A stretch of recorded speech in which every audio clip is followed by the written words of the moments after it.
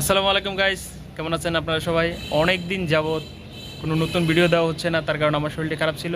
So আপনাদের ভালোবাসা টানে, আপনাদের টানে চলে আসলাম নতুন একটি ভিডিও নিয়ে। সো আমাদের কিছুদিন যাবত ভালো যাচ্ছে না দিনকাল, সো ওইটা নাই গেলাম। সো আজকে electronic circuit board digit AC servo motor electronic circuit board PowerMax ব্র্যান্ডের AHD 21-55 ওই সার্কিটটি সম্পূর্ণরূপে বার্ন হয়ে গেছে 3 ফেজ এসি লাইন ঢোকার কারণে।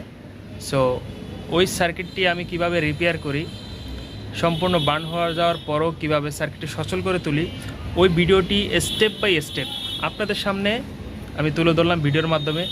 সো শিখতে চাইলে, জানতে চাইলে আমার চ্যানেলটি সাবস্ক্রাইব করে আমার পাশে থাকুন এবং বেল বাটনটি ক্লিক করতে অবশ্যই ভুলবেন না।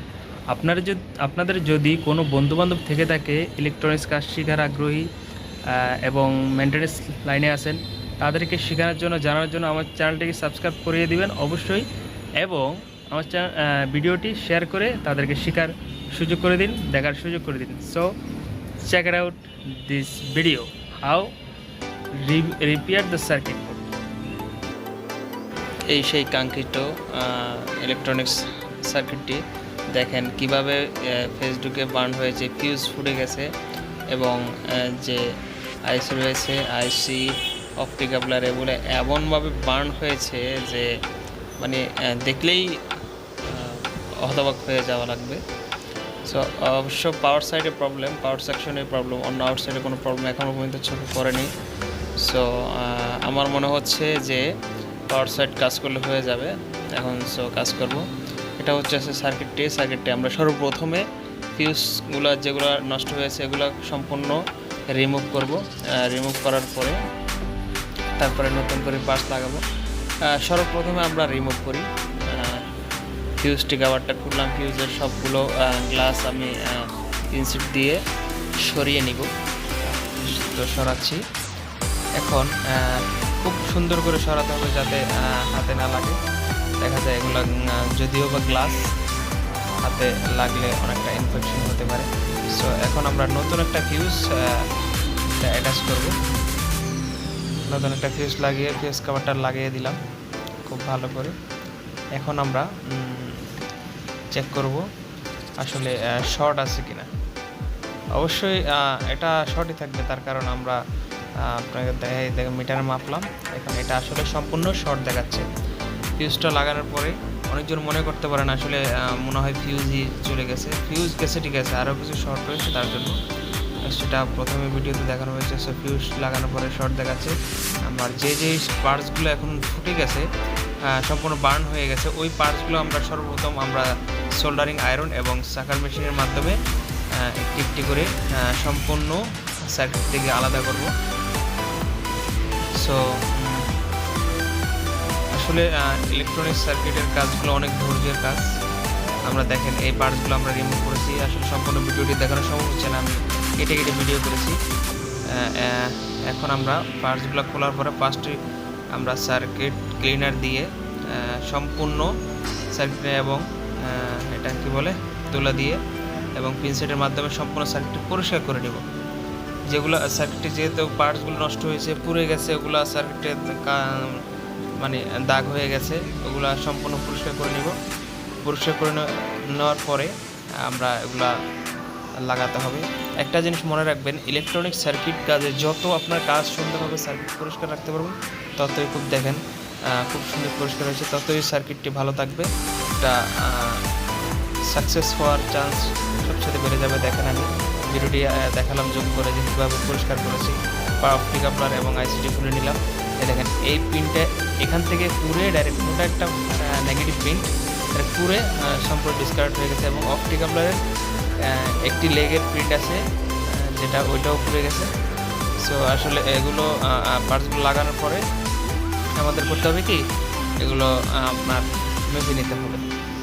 সো এখনও শর্ট রয়েছে, পার্টসগুলো আমি লাগিয়েছি, লাগানোর পরে এখনও শর্ট রয়েছে, তার জন্য এখন মাপ দিলাম যে এখানে দেখা যাচ্ছে এই যে বেস ড্রাইভটি রয়েছে, এই বেস ড্রাইভটিও শর্ট রয়েছে, এটাও খারাপ হয়েছে। আমরা এটাও খুলব, এটা খুইলা এটাও চেঞ্জ করে দিব।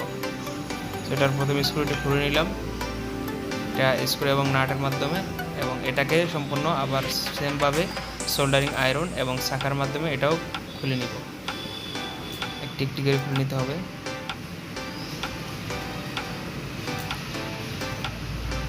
আসলে যত আপনার ইলেকট্রনিক্স কাজে যত আপনাকে সৃজনশীল এবং সূক্ষ্ম করতে পারবেন নিজেকে নিজে, ততই আপনার কাজ করতে সুবিধা হবে এবং কাজটা তাড়াতাড়ি হবে। ওইভাবেই আসলে ইলেকট্রনিক্স কাজ করতে হবে। ইলেকট্রনিক্স কাজে আপনার ধৈর্য হারালে হবে না, অনেক ধৈর্যশীল কাজ বলে, সবার দ্বারা এই কাজটি আসলে হয় না। তো আপনারা যারাই করবেন খুব ধৈর্য রাখবেন, ধৈর্য হারাবেন না। যদি ধৈর্য হারান তাহলে এই কাজ আপনার জন্য না। এখন মাপ দিব আমরা। হ্যাঁ, এখন আসলে শর্ট নেই, কোনো শর্টই নেই, ওকে আছে। এখন আমরা পার্টসটি দেখেন বেসটা একটু লাগিয়েছি এবং অন্যান্য পার্টসগুলো সম্পূর্ণ লাগিয়েছি। লাগানোর পরে আবার আমরা খুব ভালো করে লাগানোর পরে আমরা এনসি থিনার দিয়ে বা সার্কুলার থিনার দিয়ে সুন্দর করে পরিষ্কার করব। তার কারণ পার্টসগুলো লাগিয়েছি জেল এবং যে রজন রয়েছে সোল্ডারিং করার জন্য প্রয়োজন হয়, ওগুলো লেগে আছে। ওগুলোকে সম্পূর্ণ আবার রুই এবং পিনসেট সার্কুলার দিয়ে সম্পূর্ণ পরিষ্কার করে নিব খুব ভালোভাবে। আপনারা দেখতে পাচ্ছেন তুলাটি অনেক কালো হয়ে যাচ্ছে, ময়লা টানছে, সব পরিষ্কার করবো। আর দেখতে পাচ্ছেন কালো একটি ওয়্যারের মাধ্যমে আমরা যে নেগেটিভ পিনটা পুড়ে গেছিলো ওইটাও আমরা জয়েন করে দিয়েছি খুব সুন্দরভাবে অপোজিট ডিরেকশনে। সার্কিটের ওই সাইডে দেওয়া সম্ভব হয়নি, তার জন্য এই সাইড থেকে দিয়েছি। এটা হচ্ছে আসলে আইসিতে যেই নেগেটিভ পিনটি রয়েছে ফিল্টারিং ক্যাপাসিটর থেকে, ওই নেগেটিভ পিন। তো নেগেটিভ পিনটা আমরা কালো ওয়্যারের মাধ্যমে লাগিয়ে দিলাম। আসলে অসুস্থতার কারণে আমি প্রফেশনালভাবে ভিডিওটি করতে পারছি না, তাই বাসার ছাদে বসেই করলাম। হয়তো ভিডিওর কোয়ালিটি ভালো হচ্ছে না, সো তারপরেও আশা করি আপনারা সবাই সম্পূর্ণ ভিডিওটি দেখবেন। দেখুন পার্টসগুলো লাগানোর পরে আর আসলে সার্কিটটি ক্লিন করলাম, কত সুন্দর হয়েছে। অপটিক কাপলার এবং এই অপটিক কাপলার আইসি, এখান থেকে যে প্রিন্টটা হয়েছে এটা লাগালাম, ফিউজ লাগালাম, ডায়োড লাগানোর পরে আমি সার্কিটটি ক্লিন করলাম। যে নেগেটিভ প্রিন্ট রয়েছে পুড়ে গেছিলো, ওটা আমরা কানেকশন করেছি কালো ওয়্যারের মাধ্যমে। সো এটা আমরা এখান থেকে এখানে প্রিন্টটি এনেছি নেগেটিভ পিন, ওইটাই অপোজিটে কালো ওয়্যারের মাধ্যমে আমরা কানেকশন করেছি। সো আমরা ফাইনালি একটু আবার চেক দিব। চেক দেওয়ার পরে দেখা যাচ্ছে এখনও কোনো শর্ট নেই। শর্ট না থাকার ফলে আমরা তারপর ভালো করে চেক করে দেখলাম। এখন আমরা কি করব, এসি পাওয়ার কর্ড সংযুক্ত করার মাধ্যমে সার্কিটটিতে পাওয়ার দিব। যেহেতু আমরা ফাইনাল চেক করেছি কোনো শর্ট নাই, মিটার ওকে রয়েছে। এখন আমরা এসি যে পাওয়ার কর্ড রয়েছে সেগুলো ঝালাই করে নেব। যেই জ্যাকটা রয়েছে জ্যাকের পাশে আমরা তারটি ঝালাই করে নিলাম। এখন আমরা এটার সাথে প্যাডেল সেন্সর, এটা হচ্ছে প্যাডেল সেন্সর, যে প্যাডেলের মাধ্যমে মোটরটি ঘুরবে। প্যাডেল সেন্সর সংযুক্ত করলাম। এটা হচ্ছে মোটরের 3 ফেজ কানেকশন জ্যাক এবং এটা হচ্ছে এনকোডার জ্যাক। এই দুটা, এই এনকোডার জ্যাক দুটো আমরা ফিক্স করে নেব।